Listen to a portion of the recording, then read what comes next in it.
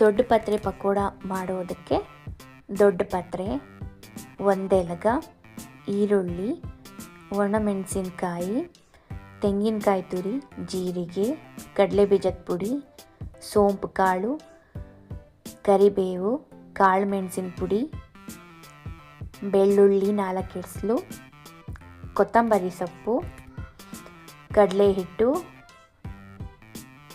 ಮೈದಾ, ಚಿರೋಟಿ ರವೆ, ಅಕ್ಕಿ ಹಿಟ್ಟು, ರುಚಿಗೆ ತಕ್ಕಷ್ಟು ಉಪ್ಪು ಹಾಗೂ ಸ್ವಲ್ಪ ಹಿಂಗು. ಇವಾಗ ಹೇಗೆ ಮಾಡೋದು ಅಂತ ನೋಡೋಣ ಬನ್ನಿ. ಕಡಲೆ ಹಿಟ್ಟು 1 ಕಪ್ಪು,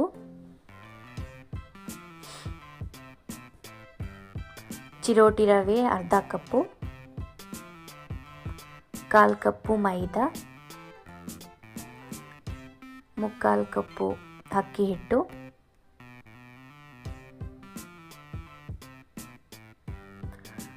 ನಾಲ್ಕು ಉದ್ದಕ್ಕೆ ಕಟ್ ಮಾಡಿರೋಂಥ ಈರುಳ್ಳಿ ಹಾಕ್ಕೊಳ್ಳಿ, ಒಣಮೆಣಸಿನ್ಕಾಯಿ 4 ಕಟ್ ಮಾಡಿರೋವಂಥದ್ದು,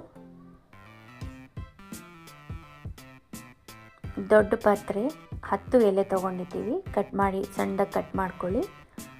ಒಂದು ಎಲಗ ಒಂದು 5 ಎಲೆ ತೊಗೊಂಡಿದ್ದೀವಿ, ಅದು ಸಣ್ಣದಾಗಿ ಕಟ್ ಮಾಡ್ಕೊಳ್ಳಿ.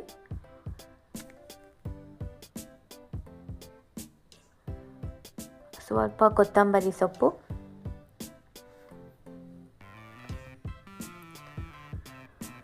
ನಾಲ್ಕು ಎಸಳು ಬೆಳ್ಳುಳ್ಳಿ ಜಜ್ಜಿರೋ ಅಂಥದ್ದು, ಸ್ವಲ್ಪ ಕರಿಬೇವು, ಸ್ವಲ್ಪ ತೆಂಗಿನಕಾಯಿ ತುರಿ, 1/4 ಚಮಚ ಜೀರಿಗೆ, ಪುಡಿ ಮಾಡಿರೋವಂಥ ಕಡಲೆ ಬೀಜ ಸ್ವಲ್ಪ, ಸೋಂಪು ಕಾಳು 1/4 ಸ್ಪೂನು, ಕಾಳು ಮೆಣಸು 1/4 ಸ್ಪೂನು,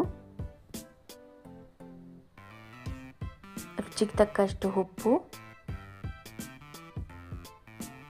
ಸ್ವಲ್ಪ ಹಿಂಗು,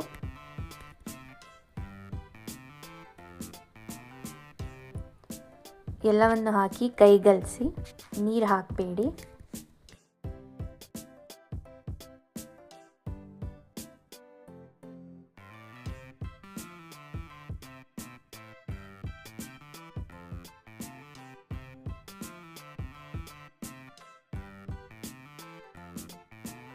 ಈ ರೀತಿ ಕೈ ಕಲಸಿದ ನಂತರ ಸ್ವಲ್ಪ ಸ್ವಲ್ಪ ನೀರು ಹಾಕ್ಕೊಂಡು ಕಲಿಸ್ಕೊಳ್ಳಿ.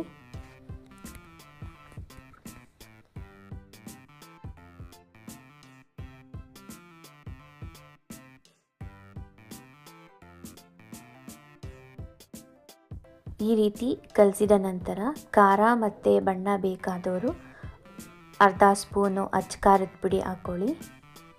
ಅಚ್ಕಾರದ ಪುಡಿ ಹಾಕ್ಕೊಂಡು ಚೆನ್ನಾಗಿ ಕಲಿಸ್ಕೊಳ್ಳಿ. ಗಟ್ಟಿ ಈ ರೀತಿ ಕಲಿಸ್ಕೊಳ್ಳಿ.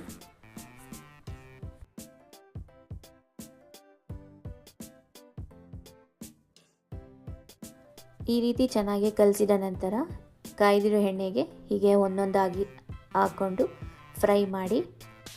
ಮೀಡಿಯಮ್ ಫ್ಲೇಮಲ್ಲಿ ಫ್ರೈ ಮಾಡಿ.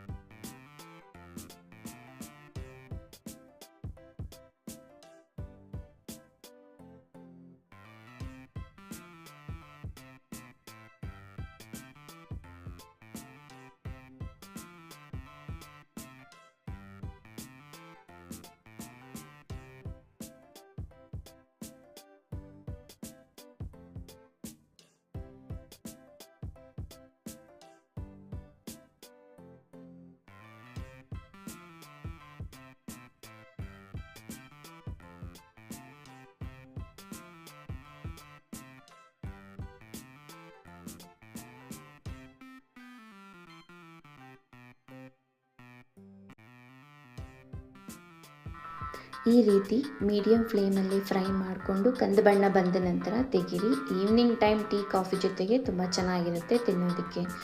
ಈ ವಿಡಿಯೋ ನಿಮಗೆ ಇಷ್ಟ ಆದಲ್ಲಿ ದಯವಿಟ್ಟು ಲೈಕ್ ಮಾಡಿ, ಶೇರ್ ಮಾಡಿ ಹಾಗೂ ಸಬ್ಸ್ಕ್ರೈಬ್ ಮಾಡಿ. Thanks for watching.